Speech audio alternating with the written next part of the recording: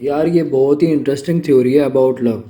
इस थ्योरी में Robert Sternberg ने लव की 7 टाइप्स बताई हैं और उन 7 टाइप्स ऑफ लव को समझाने के लिए 3 कंपोनेंट्स में होल्ड किया है, या फिर ये कह लो कि 7 टाइप्स ऑफ लव को 3 कंपोनेंट्स में एक्सप्लेन किया है एक जियोमेट्रिक शेप की हेल्प से, जिसको हम ट्रायंगल कहते हैं।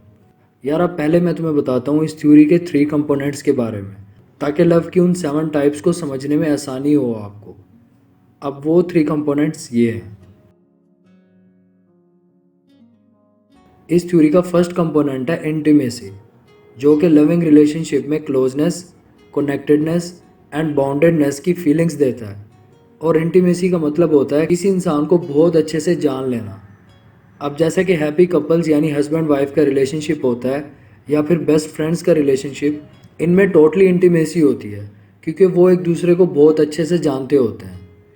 पैशन इस थ्योरी का सेकंड कंपोनेंट है, जो कि एक लविंग रिलेशनशिप में romance, physical attraction and sexually attract होने की फीलिंग्स देता है, जैसा कि एक फिजिकल रिलेशनशिप में होता है। कमिटमेंट थर्ड एंड बहुत ही इम्पोर्टेंट कंपोनेंट है।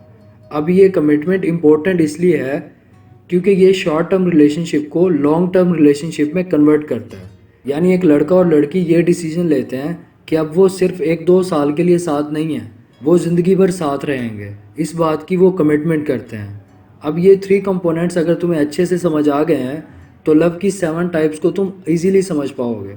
अब तुम ये सोचोगे कि यार इन 3 कंपोनेंट्स को ट्रायंगल में एक्सप्लेन करने की क्या ज़रूरत थी, ऐसे भी तो बताया जा सकता था। अब ये क्वेश्चन तुम्हारे माइंड में आ सकता है। अब इसका सीन पता क्या है? साइकोलॉजिस्ट की मर्जी। अबे उसकी थ्योरी है, उसकी मर्जी है भाई, वो ट्रायंगल में दे या रेक्टेंगल में दे, उसकी मर्जी है ना। तुम क्यों सोच रहे हो ये? बट ये मैं बताता हूँ कि इस थ्योरी को ट्रायंगल में देने की क्या ज़रूरत थी। Wait a minute. Who are you? यार अब सीरियसली इसका सीन मैं बताता हूँ। इसका सीन ये है कि ये जो 3 कंपोनेंट्स हैं ये ट्रायंगल में इस तरह से कनेक्ट हैं कि अगर इंटीमेसी बढ़ेगी तो दूसरे कंपोनेंट्स यानी पैशन और कमिटमेंट भी बढ़ेगी। इसी तरह जब पैशन इंक्रीज होगा तो साथ में इंटीमेसी और कमिटमेंट भी साथ में इंक्रीज होगी। समझ रहे हो ना? यानी एक दूसरे से कनेक्टेड है, एक बढ़ेगा तो दूसरा भी बढ़ेगा। अब बताता हूँ 7 टाइप्स ऑफ लव, जो कि इजीली अब तुम्हें समझ आ जाएंगी। ये लव की वो टाइप है जिसमें इंटीमेसी होती है लेकिन कमिटमेंट एंड पैशन नहीं होता है। लाइक तुम्हारे फ्रेंड के साथ रिलेशनशिप, उसमें पैशन नहीं होता है, मीन टू से कोई सेक्सुअल अट्रैक्शन नहीं होती है तुम्हें उससे, और ना ही कोई लॉन्ग टर्म रहने की कमिटमेंट होती है। That's why this is friendship love. ये लव की वो टाइप है जिसमें सिर्फ पैशन होता है, इंटीमेसी एंड कमिटमेंट नहीं होती है। यानी इन्फेचुएशन लव को सिंपली बताऊं तो ये बहुत ही क्विकली होता है। एक तो मतलब आज ही मिले और आज ही मोहब्बत हो गई, तो ये इन्फेचुएशन लव होता है जिसमें सिर्फ physically attraction and sexual attraction होती है। ये लव की वो टाइप है जिसमें सिर्फ कमिटमेंट होती है, इंटीमेसी एंड पैशन नहीं होता है। For example arrange marriage. अब इससे दूसरों को लगता है कि वो साथ हैं तो डेफिनेटली खुश भी होंगे, तो वो बेसिकली सिर्फ कमिटमेंट की वजह से साथ होते हैं कि उनकी शादी हो गई है और अब उनको साथ रहना है, बिकॉज उनको एक दूसरे से फिजिकली अट्रैक्शन नहीं होती और ना ही एक दूसरे को वो जानते हैं, लाइक उनमें इंटीमेसी भी नहीं होती। ये लव की वो टाइप है जिसमें पैशन और इंटीमेसी होती है, बस कमिटमेंट नहीं होती है। लड़का एंड लड़की बहुत अच्छे से जानते हैं एक दूसरे की अच्छी बुरी आदत जान के एक दूसरे को एक्सेप्ट करते हैं, बट इनमें कोई फ्यूचर प्लान नहीं होता है लॉन्ग टर्म रिलेशनशिप रखने का। बट इसमें बहुत ज़्यादा चांसेस भी होते हैं कि वो कमिटमेंट कर लें एंड लॉन्ग टर्म रिलेशनशिप में आ जाएं।